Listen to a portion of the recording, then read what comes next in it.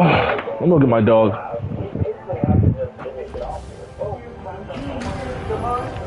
Was he there? Yeah, guy get the socks out of there. Was he there? Yeah, get the socks at the corner. Tomorrow, he gave you some. That look you get when you're You ain't got to buy away socks no more. None of your chores, woman. Triumphant return. I heard Jeff before. You're going after that stranger. I've got no choice. Let it begin now, Porter. Turning away from bloodshed to a gentle life. I don't seek out violence. Finds me. Are you sure? Are you really certain you don't look for a reason to kill? Those two men yesterday. Now this one. Mission Came to kill me. coordinates locked. So you killed them. Hellpods prime. Does that make you any better? What should I do? Engaging orbital Let them all come thrusters. in here and try their hand at shoving me into the ground? Joseph Smith said you could not be killed by bullets. Synchronized. If you believe that prophecy, what worries you? Why? Why do you disquiet me like this? Vex me with questions meant to provoke. Because there's no one else to do it. These last few years, all the killing. They've taken a hold of you. I could almost believe you actually pleasure yourself by killing. For hours. What? Blaspheme me. I've seen you. Mosquitoes is in there. Only God can be blasphemed. You're part of him. Helldivers to Hellpods. We're all part of God. Helldivers to Hellpods. Part of you. Well, I'm warning you, woman. Go too far. The avenging angel, they call you. Whoa, As the Lord whoa, said, shake that butt. vengeance is mine. Get down. I ain't going to Yeah. You gonna pray over that? Yeah, Chris. He a former bomb salesman, dog. He can smell drugs.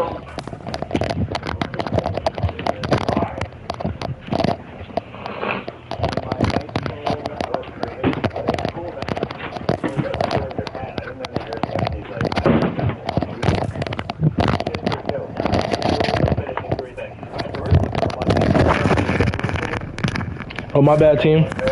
I was talking to my family. I see people throwing out lottery tickets in there. I don't know if that counts, but that is currency. Somebody's throwing out things of value. I doubt we're going to find money. Let's go get bloodied!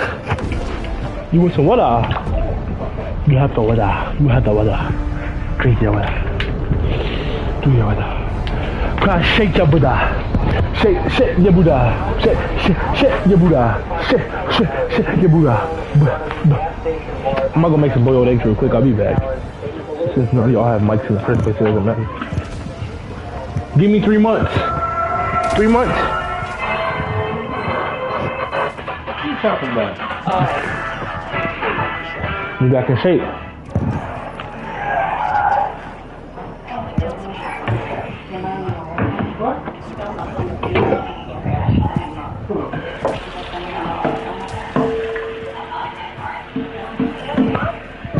That dog is Craft, go to the room. Let me see I rode once. Get deal for sending DR for $60.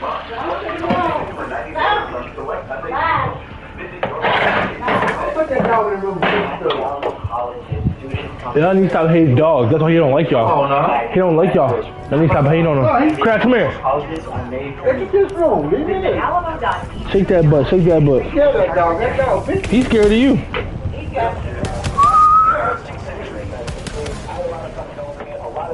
I'll be right back. I'm gonna start my boiled eggs.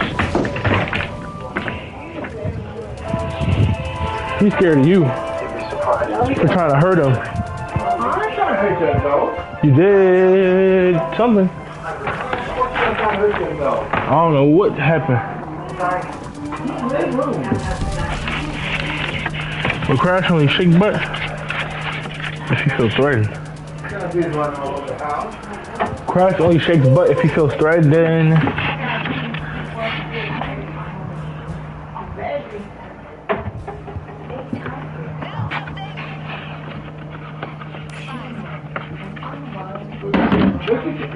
about 3 months. You what now? Gonna be ripped. It's gonna be looking big.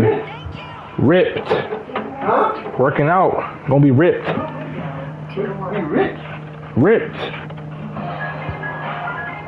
R-I-P-E-D. Ripped. That's why you gonna be some more hours of work? I'm gonna be ripped. You gonna be some more hours of work? I'm gonna be ripped. How you gonna be rich? How you gonna be Ripped. I'm gonna be in shape.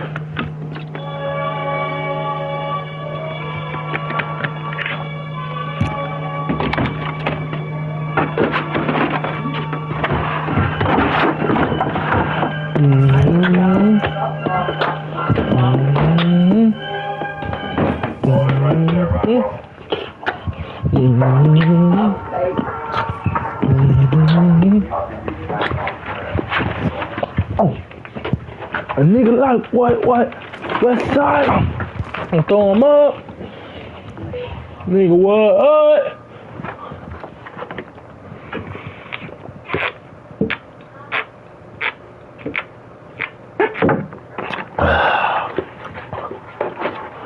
What's your name? Creed.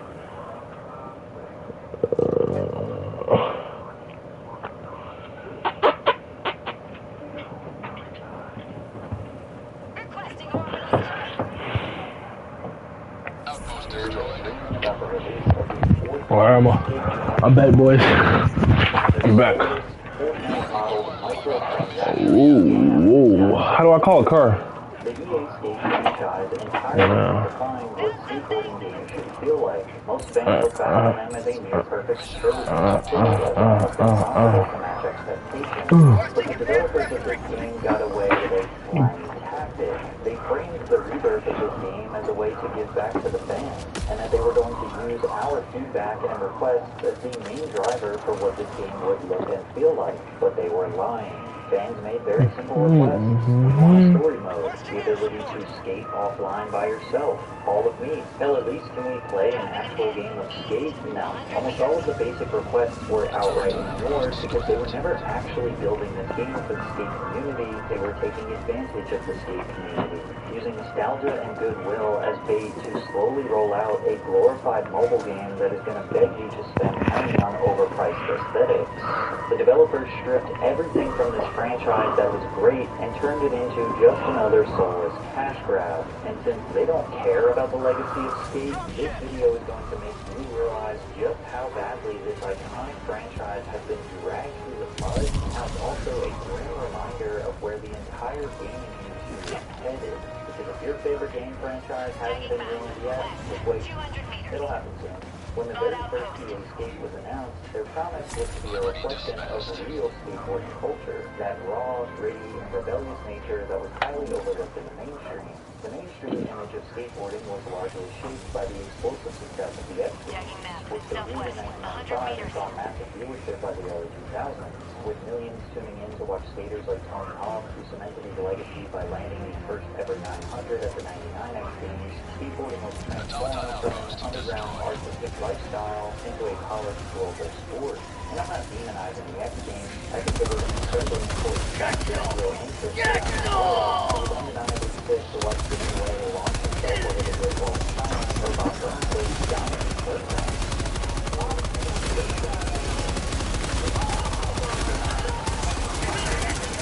But it's no secret that the corporate sponsors and TV-friendly presentation didn't represent the vast majority of skateboarders. Trading handrails behind supermarkets, getting kicked out of parking garages, filming video parks on skateboarders, and running from security guards. What added to the mainstream interest was the success of the iconic first leader video game franchise.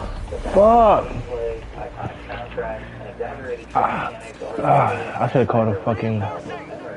But the franchise was never designed to simulate skateboarding with realism. Reinforce me. Please, reinforce me. Play where players could chain impossible combos, perform gravity-defying tricks, and jump on power lines. Each game was over the top and undeniably addicting. The first game sold over 350,000 units in just the first 2 months in North America, shipping a staggering 2 million copies worldwide by spring 2000. Please, team, I need some backup. I need some backup, please. Come save me. For the best-selling extreme sports video game in history, which sold over 2 million in the USA alone. As if that wasn't insane, it was beat out the very next year by Pro Skater. They're down there. They're down there. The best-selling game of the series, selling over 7 million copies across all consoles to date. But things started to change when MTV became interested in skateboarding. They understood it wasn't just about acrobatic tricks, but the lifestyle and the culture behind it. They were crucial in introducing the rebellious nature of skateboarding to the mainstream. Ironically, it started with Jackass, which was a show about ridiculous stunts, pranks, wrecking your body and laughing through the pain. But it was performed by mostly skateboarders and originally intended to just be funny cutaway scenes in between gnarly skate tricks.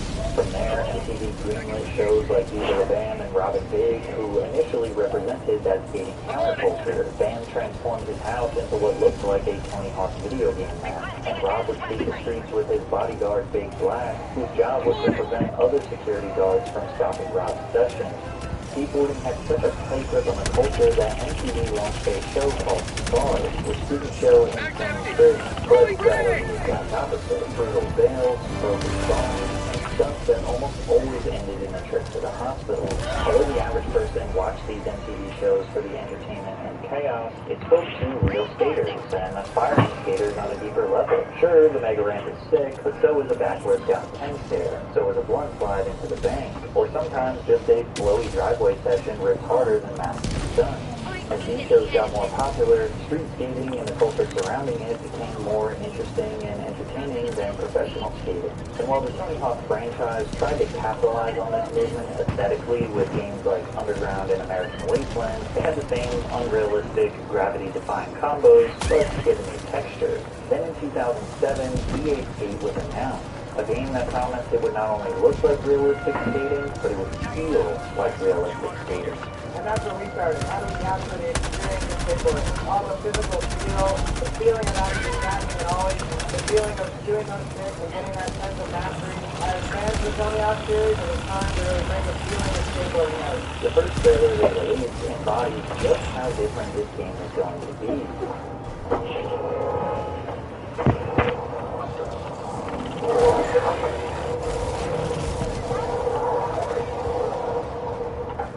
Why the fuck would y'all leave me, you fucking assholes? You didn't need to grind on power lines above the city. Just bombing a hill or hitting an 8-stair was exciting enough. It was about hearing the realistic sound effects of the wheels sliding on the concrete. It was about feeling the freedom of cruising in an open world. From the beginning, EA marketed Skate as a real skater's game, saying, just like your real first time on the board, you spit off. I'm sorry, I'll get it next time, man. Let me get another chance. What made these trailers even more impactful was that they were being posted across. I thought you were trying to kill them fucking bots. Do you not have a mic?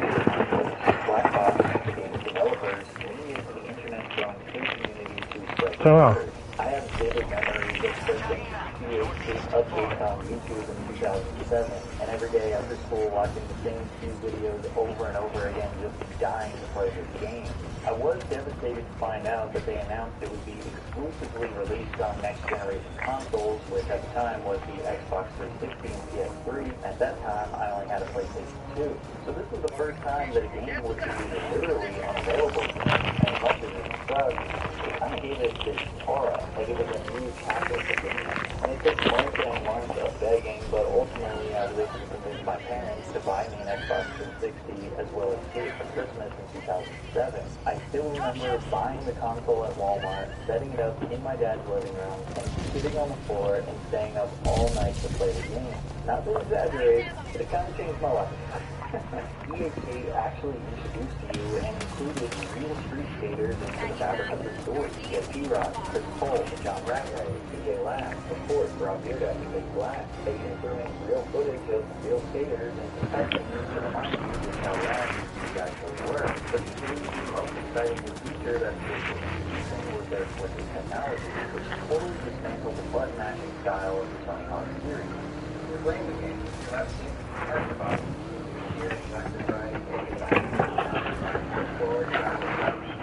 Then you're right, I control your board. I'm going to pull back, start to go again, get ready for a big ollie, looking forward. That's why it's about swimming. So looking forward, and off to the side, start again.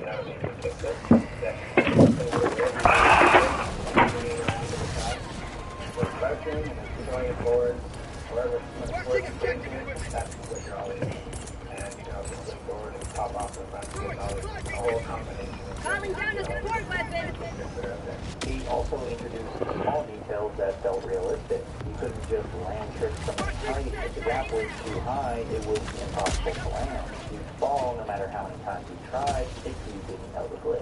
If you were going too fast, your board would wobble. It would be a lot harder to power slide if you were going too fast. You couldn't grind infinitely. You'd lose speed on rails and curves if you didn't have enough momentum going into the trick. You could pump your body on road ramps to gain speed just like a real transition skater, not needing to push your board in between ramps.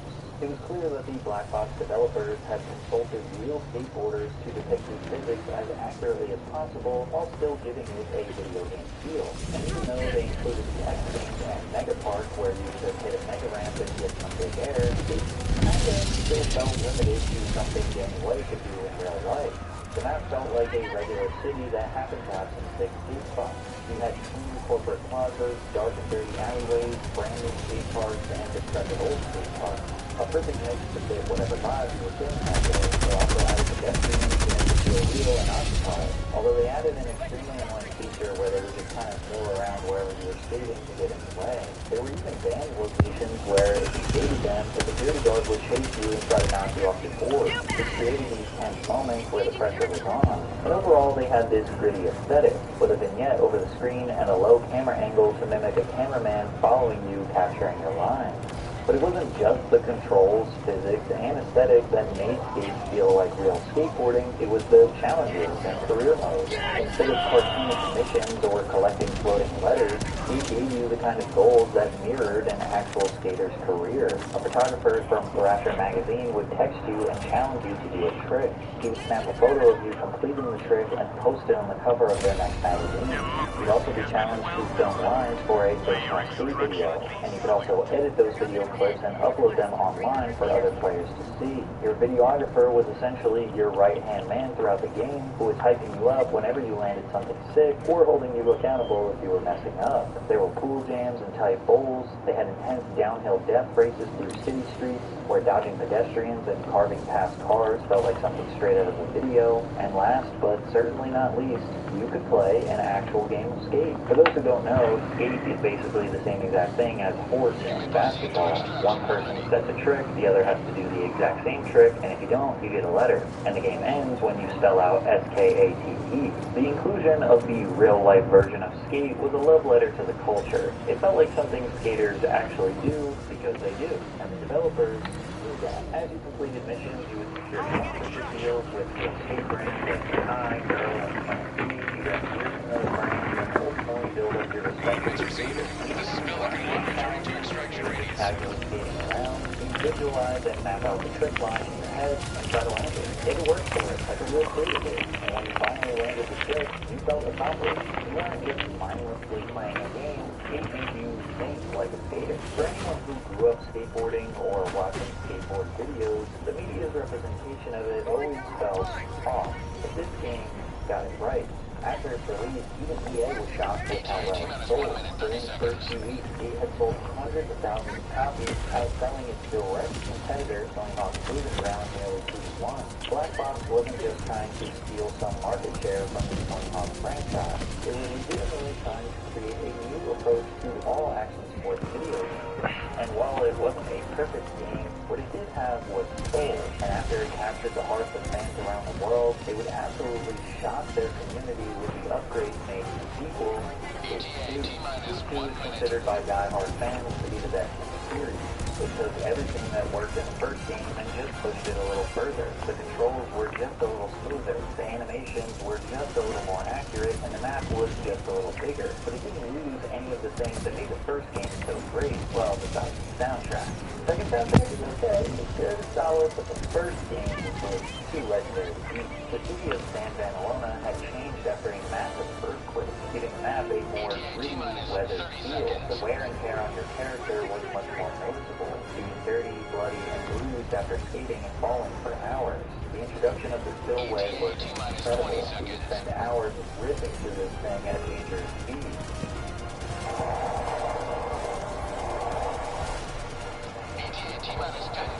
One of the most celebrated features in Skate 2 was the ability to get off your board and move objects around.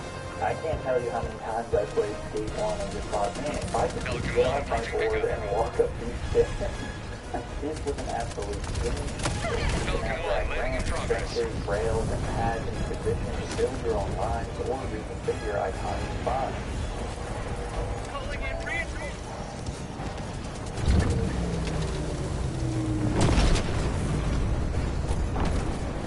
Pelican 1 preparing to depart. Shuttle launch in 20 seconds. And it also helped the game last longer. If you got bored, you could start building your own spots. The career mode Extraction complete. Pelican 1 beginning ascent.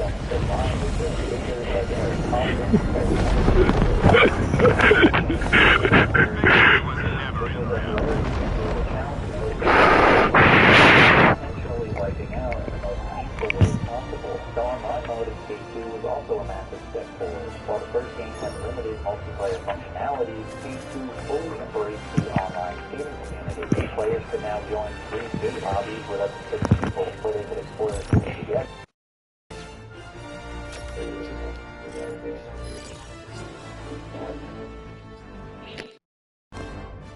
Still 2008 and 2009, where most people were still not used to or just overly expecting an online gameplay element. The vast majority of skate players' preference was to still play alone or taking turns on the controller with friends in real life. And I really want you all to just look at, digest, remember, and feel this Skate 2 aesthetic. Because after looking at all of these Skate 2 clips, the new game just looks like an absolute joke. The Skate franchise was now the standard for what a skateboarding video game should be like. And that was partially why the Tony Hawk series was starting to fall off. Skate 2 was an amazing sequel to an already amazing game, and it received strong reviews across nearly every major gaming publication. Skate 2 is technically an improvement over the first title, and anyone who hadn't yet played the original... How do I change my weapons? Second, it's a really fun game that allows you to play it the way you want with a control scheme that is second to none at the moment. Unfortunately, Skate 2 did not have as strong sales numbers. It didn't have as explosive numbers as the first edition. They were still okay, but they needed to make some big changes if they wanted to see financial success with Skate 3, even if it meant slightly abandoning their initial promise. If Tony Hawk Pro Skater represents totally unrealistic arcade-style skating, and Skate 1 represents more of a simulated reality, Skate 2 would be dead in the middle, and Skate 3 would be closer to Tony Hawk's arcade style. Skate 3 kind of did the opposite of what made it a breakout game in the first place, and leaned further into a more arcade-style gameplay. Firstly, the aesthetic felt a lot more cartoony. Everything was a little rounder, a little softer. Your character would get dirty and bloody from falling, but it was nowhere near the ruggedness of Skate 2. The new city, Port Carverton, was a stark contrast to the destroyed San Bernardino. It was cleaner, brighter, less textured, more open, and most importantly, it felt perfect. In fact, the entire lore of the city changed.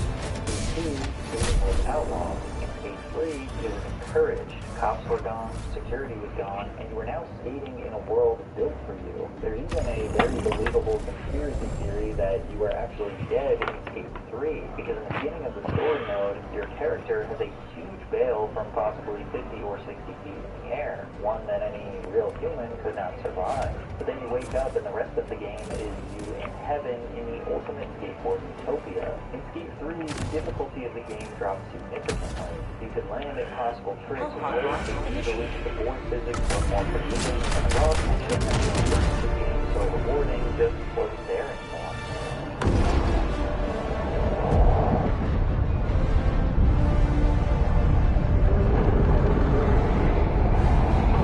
Riding small beats there in this game was not nearly as immersive or fun. The best way to play this game was to go to the Super Ultra Mega Park or the new Spillway and the massive, unrealistic tricks. The Industrial Zone was my personal favorite. The city quarry was perfect for high speeds and big floaty sections, and this rusty old shipport was the closest thing to the gritty feel of the previous game.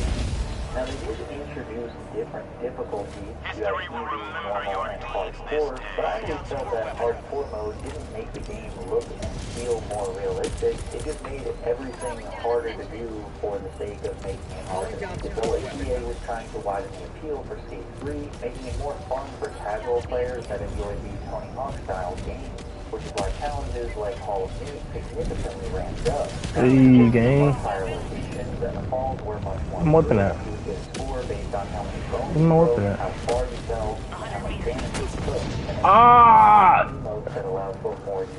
Yo, man, what the fuck is that about, bro? Why'd you do that to me? Red was a really nice touch.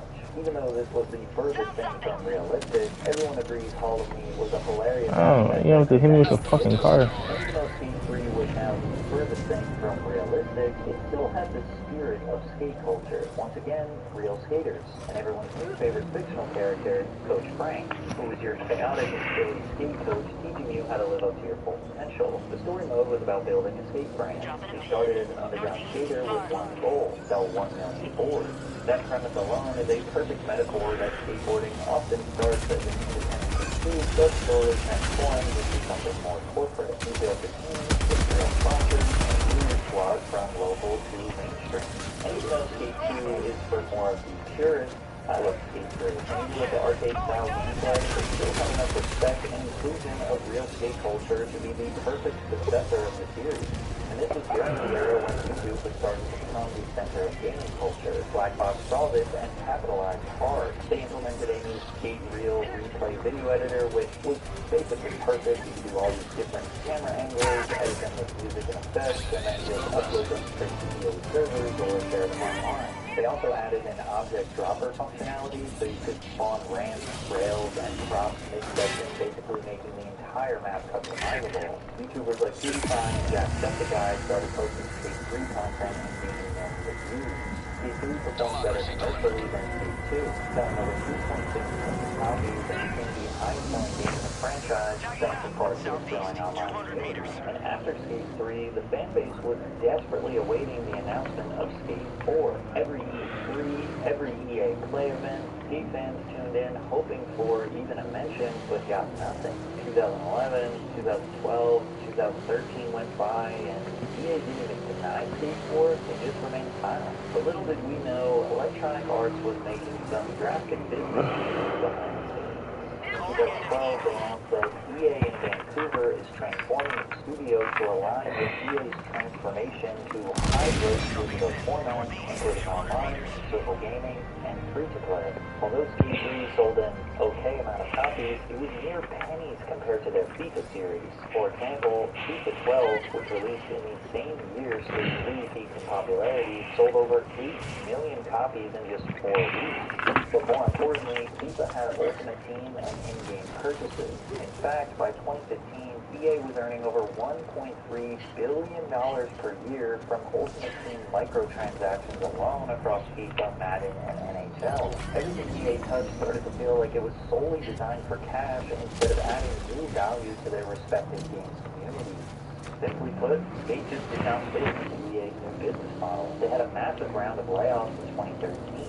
They closed PopCap Vancouver and Quicklime Games, a studio comprised of former EA Black Box employees that developed Skate. However, what EA didn't realize at the time was that Skate 3 was far from dead. In fact, over the next decade, it would become more popular than ever, largely thanks to YouTubers like Zach, who essentially rebranded Skate 3 from a kinda sorta realistic skateboarding simulator into a straight-up sandbox playground for ragdoll physics, massive jumps, and pushing the limits of the game that the developers couldn't have even imagined.